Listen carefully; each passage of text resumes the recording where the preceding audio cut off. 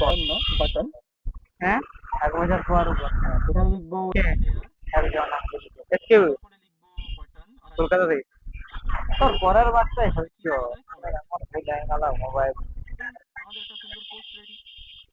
একটা আমাদের বেরালের রচনা আছে বায়ো ইঞ্জিন গোলদার, একটা ডামি টেক্সট, তার সাথে একটা ছবি, নিচে লাইক শেয়ার কমেন্ট করবেন। এটা করলে কিন্তু আপনাদের ওয়েবসাইটের একটা স্ট্রাকচার একটা বলতে পারেন তৈরি হয়ে যাবে।